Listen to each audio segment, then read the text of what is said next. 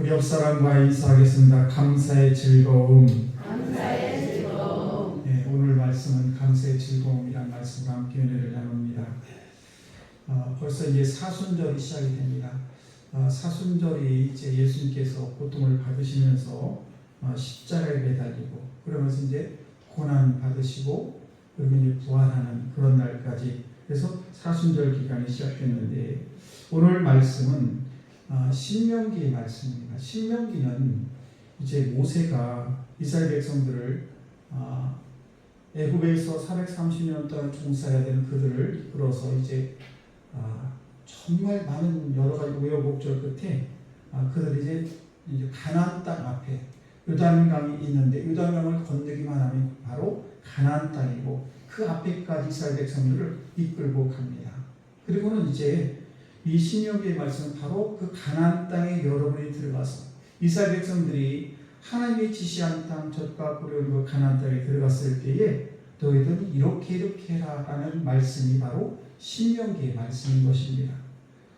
그래서 이스라엘 백성들이 이제 가나안 땅을 이제 들어가기 전에 바로 요단강 앞에서 모세가 이스라엘 백성들에게 전해주는 그런 말씀이고, 이스라엘 백성은 그 말씀을 잘 기억해야 되겠죠. 그래서 오늘 이 신명기 말씀인데, 그 첫 번째 우리는 감사의 즐거움이라는 말씀을 제목을 가지고 말씀을 드리는 이유는, 우리가 이 하나님 앞에 감사할 때 제일 먼저는 이스라엘 백성들이 자기들이 가지고 있었던 그런 고난을 회상하면서, 자기들 얼마나 고생이 많았습니까? 이제 정말 430년 종사를 했죠. 40년 광야 생활했습니다. 광야 생활이 40년이 장난이 아니에요. 그리고 애굽에서 나왔던 그런 20살이 넘던 사람들이 다 죽고, 그리고 광야에서 태어난 그런 사람들이 이제 젖과 꿀은 가나안 땅에 들어가게 될 때에 그들의 감격은 이루 말할 수 없을 것입니다. 왜? 자기 할머니 또는 어머니, 아버지와 함께 이동을 해서 애굽에서 나왔는데 그분들이 다 돌아가시고 그들의 자녀들이 이제 드디어 하나님이 지시한 젖과 꿀은 가나안 땅에 들어갈 때에 그들의 감격은 이루 말할 수가 없을 것입니다. 그럴 때 그들이 가지고 있는 건 뭐냐? 이렇게 자기 자신들이 이렇게 어려운 가운데 있었을 때에도 하나님께서 우리를 이렇게 인도하신 것에 대해서 감사라는 것입니다. 이스라엘 사람들은 본래 유리한, 말하자면 떠돌아다니는 아람 그런 민족이었는데, 그런데 자기 땅이 없이 이리저리 방황을 합니다. 참 이게 얼마나 떠돌아다니면서 자기 조국이 없고 땅이 없는 그런 이스라엘 백성들을 한번 생각해 보십시오. 얼마나 힘들고 어려웠을까. 그런 불순한 민족이었는데, 그런 사람들이 어떻게 됐는가? 결국은 먹을 것이 없어서 자기들의 조상인 요셉에 의해서 애굽 땅에 들어가지 않습니까? 애굽에 들어갔는데 처음에는 잘 나갔습니다. 왜냐하면 요셉이라는 사람이 애굽의 총리로 있었기 때문에. 그래서 자기 민족의 그런 대표되는 사람이, 요셉이라는 사람이 애굽의 총리로 들어가 있었기 때문에 문제가 되지 않았습니다. 그런데 하나님께서 이스라엘 백성을 축복하는데 어떤 축복을 하느냐? 자손들이 막 번성하는 축복을 하십니다. 그래서 이스라엘 백성들이 막 자손이 막 넘쳐나게 되니까, 그러니까 거기에 있던 애굽 사람들이 이스라엘 백성들을 막 핍박하기 시작합니다. 왜냐하면 우리 민족이, 자기 애굽 사람들의 민족은 점점점 숫자가 줄어들고 있는데 이스라엘 백성들은 말하자면 굴러온 돌들이 막 번성을 하면서 엄청나게 자녀들이 풍성한 삶을 살게 됐을 때에, 그럴 때에 애굽 사람들이 두려움을 느끼고 그러면서 애굽에 있는 이스라엘 백성들을 막 핍박하기 시작합니다. 어떻게 핍박합니까? 핍박할 때 말도 못하는 그런 핍박을 합니다. 이제 나중에는 벽돌을 쌓고 벽돌을 굽는 것, 이런 모든 일을 다 시키고, 그러면서 그것도 안 되니까 나중에는 남자아이를 낳으면 다 죽이라는 그런 명령까지 받게 됩니다.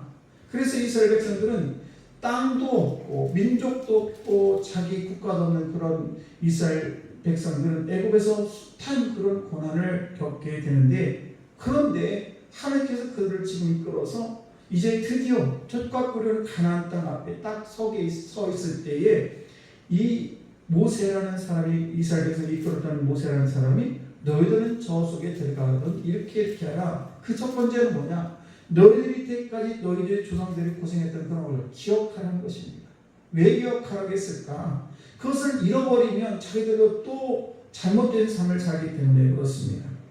여러분, 우리가 남의 나라에서 땅 없이 영토 없이 살다가 보니까 핍박받고 고난을 받게 되었다는 사실입니다. 여러분, 우리나라는 저는 그런 일제시대를 경험하지 못했지만은 우리 어르신들은 아마 일제시대를 다 경험했을 것입니다. 그때 일제시대 때 나라를 빼앗겼습니다. 물론 우리나라는 저와 여러분 이 땅 여기에서 살고 내 고향에서 살고 있지만은 그러나 그 일본 사람들이 우리의 쌀을 빼앗아가고 먹을 것을 다 빼앗아가고 이름을 바꾸게 하고 우리나라 말을 쓰지 못하게 하고 그러면서 엄청난 핍박을 받았습니다. 그랬을 때에 그 이름도 사용하지 못하고 우리나라 말도 사용하지 못하게 했을 때에 그럴 때 그 아픔이라는 것은 이루 말할 수 없었을 것입니다. 지금은 우리가 이렇게 내 나라의 삶을 살아가고 있습니다. 얼마나 감사한 일입니까? 우리가 나라의 한 나라의 주인이 되고 내 나라, 내 민족, 내 교우들이 함께 여기서 예배드리는 것은 보통 은혜가 아니라는 것입니다. 그런데 우리 가운데도 현실적으로 집이 없는 그런 분이 있을 것입니다. 그런 분들은 세를 살아야 되는데 그 세를 살다 보게 되면 얼마나 많은 서름을 당하지 모른다는 사실입니다. 그렇습니다. 우리가 내가 근거해서 살아갈 집이 없다 보면은 주인의 눈치를 보게 되고 조금만 무슨 시끄러운 소리라 혹시라도 쫓겨나지 않을까 이런 두려움 속에 살아갈 수밖에 없다는 사실입니다. 사업하는 사람들도 마찬가지죠. 내 자본이 없이 사업을 하게 되면 은행에서 서름을 당하게 됩니다. 무슨 대출을 받으려면 이것 가지고 와라 저것 가지고 와라 이래서 안 된다 저래서 안 된다 얼마나 어려움을 많이 당합니까? 뿐만입니까? 농사를 짓는 사람들도 마찬가지죠. 농사를 짓는 사람도 내 땅이 있으면 얼마나 좋습니까? 그래서 얼마든지 내가 심고 싶은 것을 심고 흉년이 들던 풍년이 들던 감사를 살아갈 수가 있는데 땅이 없는 사람들은 농사를 지을 때도 그냥 남의 논을 빌려서 또는 밭을 빌려서 농사를 짓는다는 게 보통 어려운 일이 아니라는 사실입니다. 이렇게 이스라엘 백성들이 집도 없고 정말 나라도 없고 이렇게 서름을 갖고 살아가는 그들에게 모세가 그들에게 명령하기를 말씀하시기를 너희들이 저 족과 꿀의 땅에 들어가거든 거기에서 내가 얘기하는 이 말을 꼭 기억하라. 뭘 기억하느냐? 너희 조상들이 얼마나 고생하고 여기까지 왔는지를 늘 기억하라는 것입니다. 사랑하는 성도 여러분, 하나님께서 이렇게 이스라엘 백성들이 고난 중에 어려움을 당하고 정말 이스라엘 백성들이 너무너무 힘든 가운데 하나님께 부르짖어 기도했더니 하나님께서 그 애굽에서 이스라엘 백성들의 고통을 들으시고 그 고통에 응답해 주셨습니다. 그것이 몇 절에 있는 바로 7절에 있는 말씀이에요. 그 7절에 있는 말씀이 뭡니까? 바로 하나님께서는 신실하시기 때문에 하나님께서는 우리가 잃어버릴지 모르지만 하나님께서는 우리의 기도를 다 들으시고 계신다는 사실입니다. 그래서 우리가 하나님께 기도할 때에 하나님께서는 우리의 기도를 들으시고 반드시 응답하신다는 것을 분명하게 말씀하고 있다는 사실입니다. 여러분, 하나님은 신실하십니다. 약속하신 것은 반드시 지키신 그런 하나님이십니다. 이스라엘 백성들이 고난 중에 있을 때, 고통 중에 있을 때 그들의 그 기도를 들으시고 반드시 응답하셨다는 사실입니다. 사랑하는 성도 여러분, 우리가 인생을 살다 보면은 참 이렇게 서름을 당할 때 얼마나 많습니까? 내 사업이 잘 안 되고 나의 가정이 잘 안 되고 이 모양 저 모양으로 몸이 아프고 힘들고 어려울 때에 우리는 그때 더 하나님께 간절하게 부르짖게 되는 것입니다. 그때 우리는 하나님께서 왜 내 기도를 듣지 않으시지? 왜 내 기도에 응답하지 않으시? 이렇게 생각할지 모르지만 분명한 것은 하나님께서는 신실하시기 때문에 사람이 아니신 하나님 전능하신 하나님이시기 때문에 내 기도를 들으시고 반드시 응답하신다는 사실입니다. 이스라엘 백성들이 그 고난 중에 있을 때에 약속의 땅, 젖과 꿀이 흐르는 가나안 땅으로 인도하셔서 그 땅을 지금 이스라엘 백성들에게 주고 계신 것을 알 수가 있습니다. 땅이 없던 그런 사람들이 근거가 없어서 정착하지 못하고 안정된 삶을 살아가지 못하는 그런 이스라엘 백성들에게 하나님께서는 그들이 안정된 삶을 살아갈 수 있도록 그 땅을 예비하고 계신 것을 알 수가 있습니다. 여러분, 사실 그 땅은요, 수백 년 전에 하나님께서 약속하신 땅이에요. 수백 년 전에. 그래서 이스라엘 백성들은 애굽에서 삶을 살아갈 때 너무 고통이 심하고 이래서 혹시 하나님의 약속을 잃어버릴지 모르지만 하나님께서는 반드시 그 약속을 지키시기를 원하시기 때문에 그래서 수백 년이 흐른 후에 그 약속을 지켜주셨다는 사실입니다. 여러분, 이스라엘 백성들이 광야 40년 동안 또 고통을 당한 끝에 그 약속의 땅을 실제로 자기들의 것으로 받게 되었다는 사실입니다. 너무 오래되다 보니까 하나님의 약속이 폐기된 줄 알았지만 하나님은 그 약속을 지키시고 잃어버리지 아니하시고 그 약속을 지키신 하나님의 모습을 볼 수가 있습니다.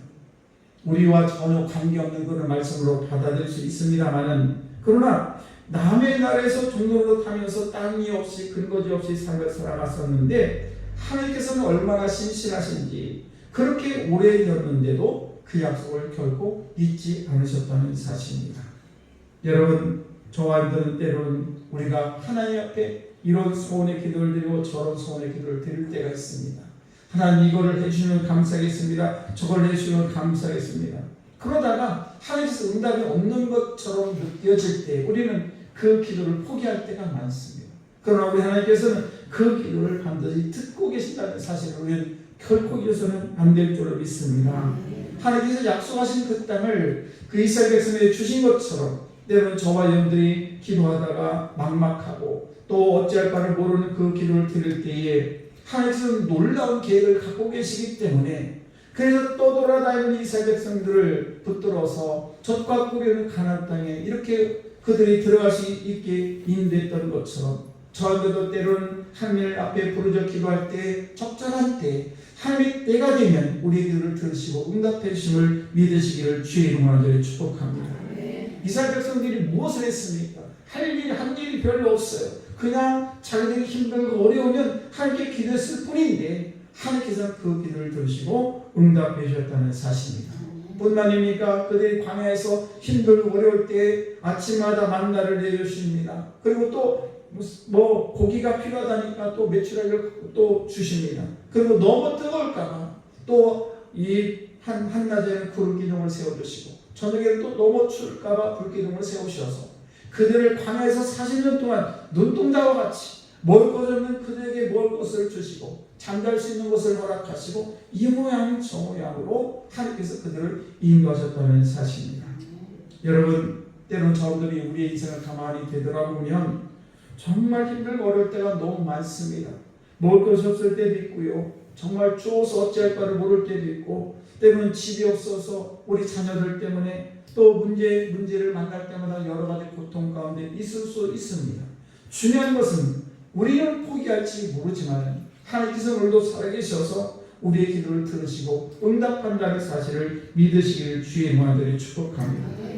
그래서 이스라엘 백성들이 이제 가나안 땅에 들어가면 너희들이 이렇게 하라 두 번째 명령을 내리는데 그 두 번째 명령은 뭔가 하면 그 땅에 도착해서 농사를 지으면 첫 번째 수확을 거두게 될 것이다 라고 말씀하십니다. 여러분, 애굽에서 430년 동안 종사됐습니다. 그리고 광야 40년을 걸어왔습니다.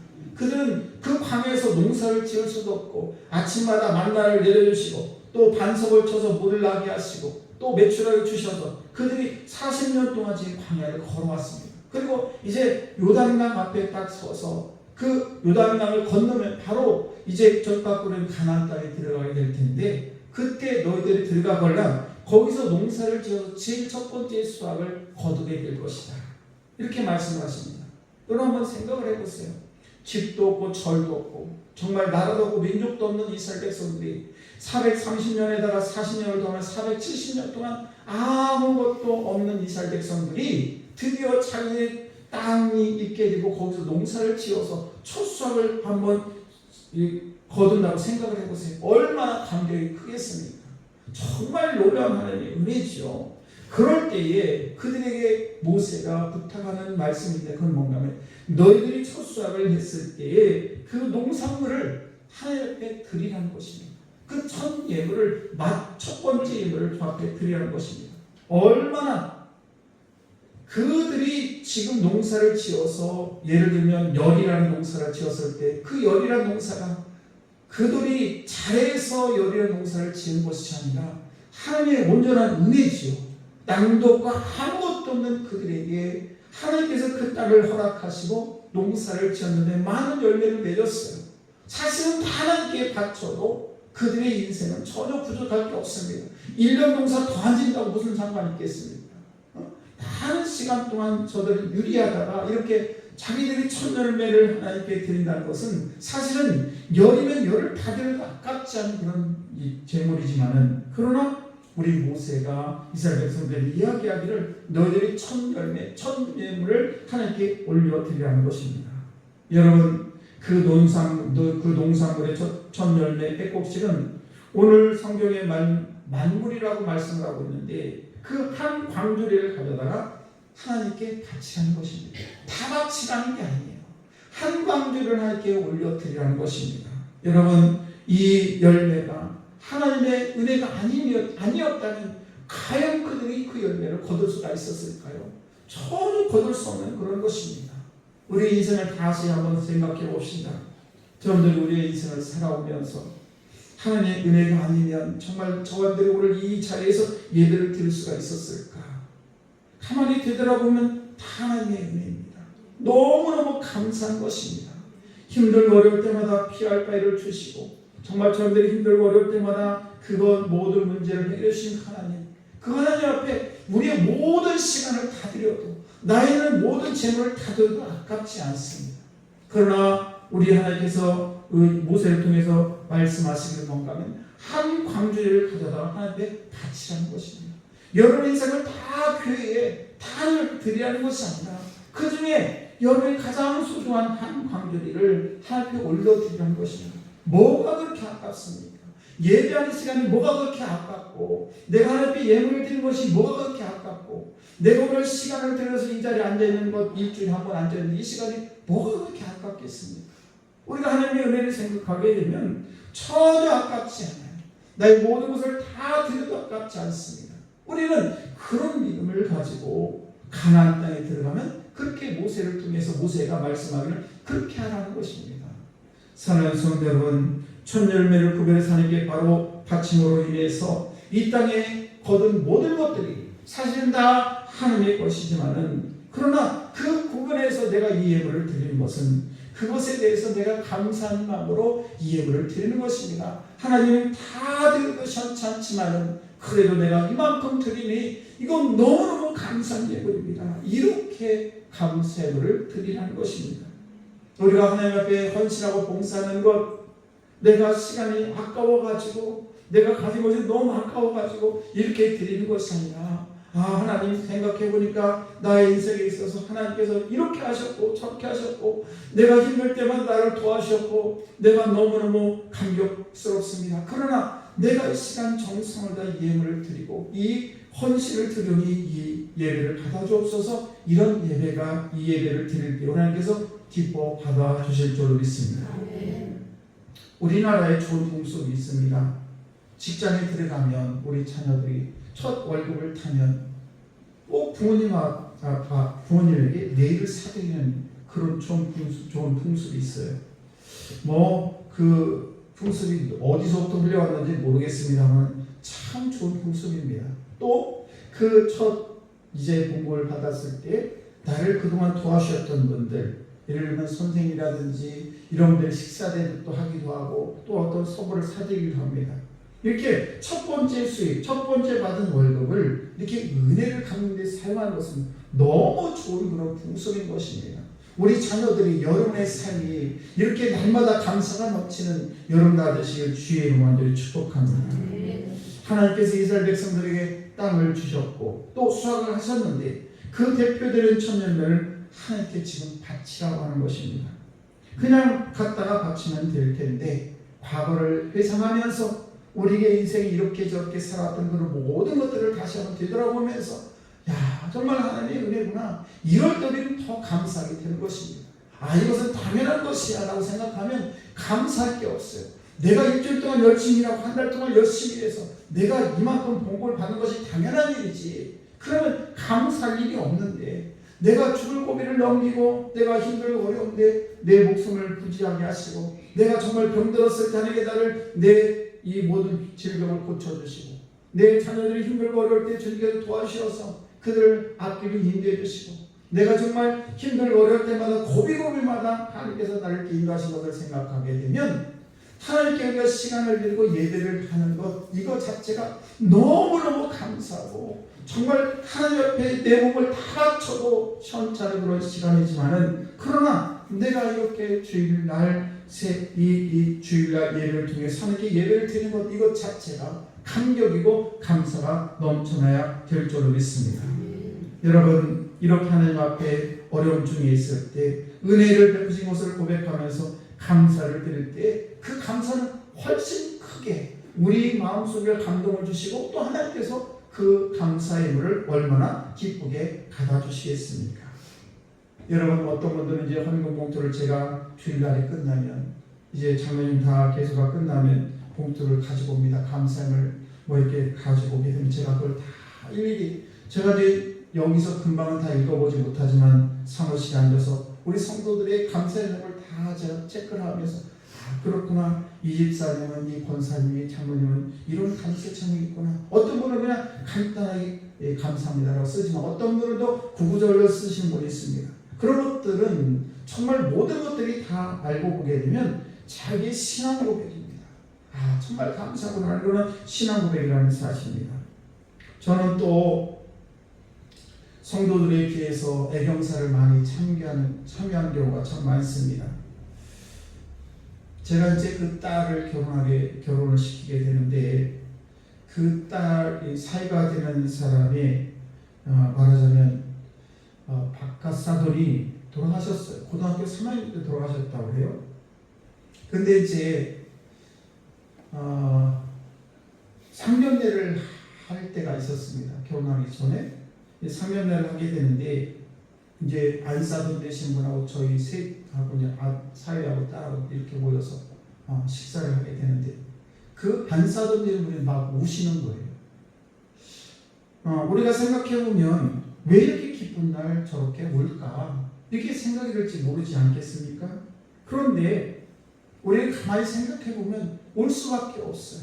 왜? 힘들고 어려운 고비고비를 다 넘게 하시고 그리고 드디어 내 아들이 장가를 가는구나. 그런데 있어야 될 이 아이의 아빠가 없으면 얼마나 기가 막히겠습니까? 그러니 눈물이 나올 수밖에 없겠죠. 때로는 우리 자녀들이 8수에 냈던 7수에 냈던 잔치를 벌입니다. 그러면 그 잔치를 벌일 때 어머니 아버지가 막 울어요. 왜 웁니까? 너무너무 감사한 거예요. 여기까지 인도하신 하나님 은혜 그리고 고비고비마다 힘들었던 그 고비고비마다 하나님께 인도하는 것을 생각해보면 감격이 있을 수밖에 없는 것입니다. 자녀들은 그걸 보고 주책 없이 운다고 생각할지 모르지만은 그러나 그 감동하는 그 기쁨은 누가 얘기할 수 없는 그런 감동이 있기 때문에 지금 그분은 눈물을 흘리고 있다는 사실입니다. 이렇게 하나님의 은혜를 고백하고 간증하면서 하나님 앞에 경배해 드리는 것이 정말 우리가 우리 인생을 살아가면서 이것이 하나님이 가장 기뻐하는 삶이라는 사실입니다. 또 하나가 있습니다. 또 모세가 이스라엘 백성들에게 너희들이 저 가나안 땅에 들어가거든 해야 될 일이 있다. 세 번째는 뭔가 하면 하나님 앞에 감사를 하고 그리고 또 이웃과 함께 나눈 일을 하라는 것입니다. 11절 말씀을 보시게 되면 이제 같이 즐거워야 될 이웃에 대해서 말씀이 나오게 되면 그 첫 번째가 레위인입니다. 레위인. 이 레위인은 어떤 분들이냐? 이스라엘 백성들이 12지파에 다 땅을 나눠주는데 오직 지파에게 나눠지지 않은 땅인데 바로 레위지파입니다. 이 레위지파에는 땅을 나눠주지 않았어요. 이유는 뭔가 하면 레위지파는 말하자면 지금으로 얘기하면 성직자들인데 그들은 제사를 드려야 되고 하나님의 경배하는 일을 해야 하기 때문에 농사를 짓는 일을 하지 못합니다. 그래서 그들에게는 땅을 주지 않았고 그래서 그들은 지금 농사를 지었음에도 불구하고 그들은 농사를 지을 땅도 없었고 열매도 없었습니다. 그래서 이스라엘 백성들에게 부탁하기를 너희들은 이 농사를 짓거든 하나님 앞에 감사함을 드리고, 또 하나는 뭔가 하면 레위인들에게 너희들의 감사를 표현해라는 것입니다. 또 하나가 있습니다. 뭔가 하면 바로 객과 함께하는 것입니다. 얼마나 그들은 이때까지 430년 또 440년 많은 시간 동안 정말 이 유랑하면서 떠돌았던 객과 같은 그런 인생을 살아왔기 때문에, 그래서 나그네로 삶을 산다는 것이 얼마나 어려운 걸 알았기 때문에 이스라엘 백성들에게 너희들이 젖과 꿀은 저 가나안 땅에 들어가거든 레위인에게 너희들이 소산물을 좀 이렇게 공급해 드리고, 그리고 너희들 혹시 주변에 있는 객이 있다면 그들을 잘 섬겨 달라는 그런 부탁의 말씀을 하고 있다는 사실입니다. 여러분, 우리가 기쁨이 있고 어떤 즐거움이 있을 때 나만 좋아할 수 있겠죠. 그러나 그 기쁨이라는 것은 누군가가 얘기할 때 더 기쁨이 되는 것입니다. 옆에서 박수를 쳐주고 집사님, 권사님, 목사님 너무너무 좋습니다, 너무너무 잘 됐습니다 했을 때 더 기쁨이 커지는 것처럼, 저희들도 하나님께로 받은 그 축복을 그냥 나만 꽁꽁 붙들고 있는 것이 아니라 이 축복을 이웃과 함께 나누라는 것입니다. 특별히 이 레위인과 객에게 그 기쁨을 함께 나누는 것입니다. 이제 말씀을 마치겠습니다. 여러분들 가운데 혹시 고난 중에 있는 분이 계십니까? 그렇다면 신실하신 하나님은 수천 년 전에 이스라엘 백성들의 약속했던, 혹시 그들이 잃어버릴지 몰랐지만 우리 하나님이 그 약속을 반드시 기억하시고, 그리고 살아계시고 역사하셔서 그 기도를 응답해 주셨고, 그리고 그들이 기쁨으로 나올 수 있는 그렇게 축복을 해주셨다는 사실을 결코 잊지 마시기 바랍니다. 그래서 여러분, 혹시 어려움 중에 있다면 하나님의 그 약속의 말씀을 기억하면서, 그리고 순종하며 나아갈 때 하나님 앞에 더 간증거리가 차고 넘치는 그런 영혼들이 다 되시기를 주의 이름으로 간절히 축복합니다. 혹시 또 축복을 누리지 못하고 어려운 가운데 있다면 여러분, 다른 사람들, 소외된 사람들, 이웃과 함께 나누면서, 그러면서 여러분의 즐거움을 함께 이웃과 나눌 수 있는 여러분 다 되시기를 주의 이름으로 간절히 축복합니다. 그래서 우리 사랑하는 서강의 모든 성도들이, 자손들이 여러분의 삶에 날마다 즐거움으로 항상 충만하시기를 주의 이름으로 간절히 축복합니다.